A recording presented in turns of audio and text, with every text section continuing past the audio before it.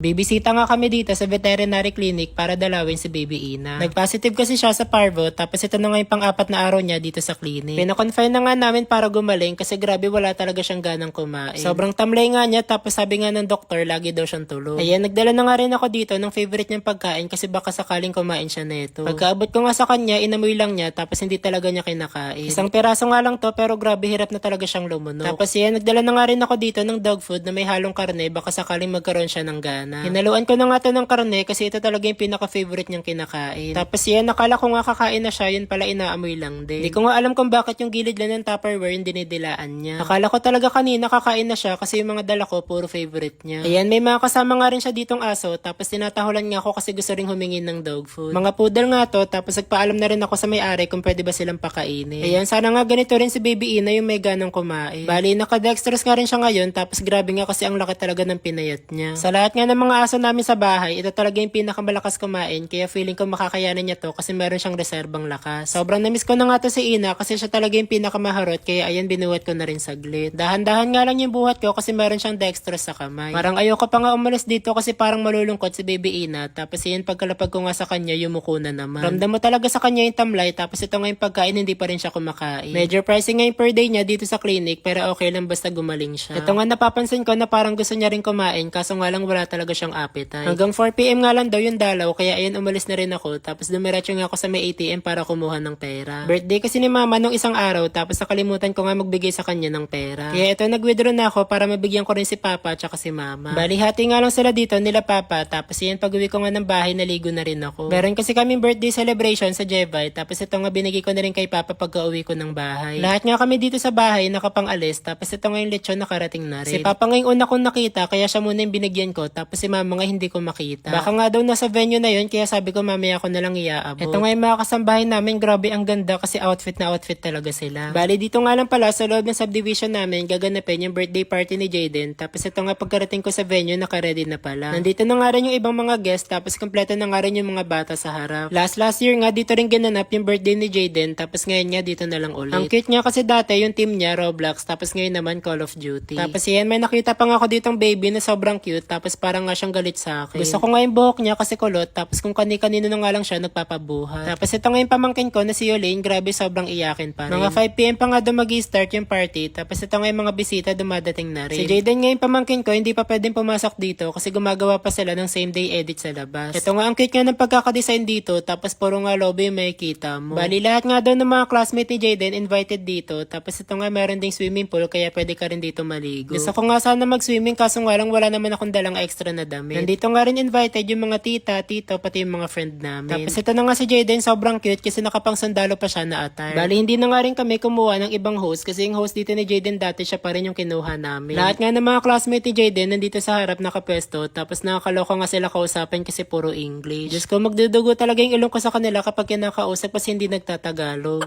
Ito nga yung mga bata grabe sobrang nag-enjoy talaga sa mga palaro tapos meron nga rin ditong photo booth kaya ayun nag-picture taking na rin kami ni Cassandra. Meron nga rin dito mga props tapos ang nakakatawa pa walang pila. Pabalik-balik nga lang kami dito sa may photo booth kasi nag-enjoy talaga ako dito. Ang galing nga kasi ngayon din mismo makukuha yung mga picture na tinake nyo. Tapos yan inaya ko na nga rin mag-picture dito si Mama Sanay. Ninang ko siya pero mama yung tawag ko sa kanya kasi doon na ako nasanay. Bali 4 na take nga to tapos yung pang-4 nga na picture namin meron ng kasamang pera. Tapos ito nga nagulat siya kasi bigla na lang siyang may nakitang pera sa picture. Naalala ko lang kasi bigla dati nung nag-aaral pa ako sa high school siya rin yung nagbibigay sa akin ng baon kapag walang mabigay sa akin si Mama. Kaya ito gusto ko lang din magabot sa kanya kahit papano. Tapos ito nga si Mama nakita ko na rin siya kaya yung pera inabot ko na rin sa kanya. Lahat nga kami dito nagutom na kaya after ng palaro dumiretso na rin kami dito para kumuha ng mga pagkain. Yung gift ko nga para sa pamangkin ko bukas ko na lang ibibigay kasi wala pa akong time para pumunta ng SM. Nagpaalam naman ako sa kanya na wala pa akong mahanap na regalo pero buti na lang pumayag siya. Ayan, share ko na rin sa inyo guys na nakapag-withdraw na naman nga ako ng malaking pera dahil dito sa Diamond Game na palagi kong nilalaro. Pwede ka nga dito kumita ng totoong pera tapos itong color game ngayon palagi kong nilalaro kasi dito lagi akong panalo. Ayan, pipili ka nga lang dito ng mga kulay na gusto mo tapos ako nga laging 3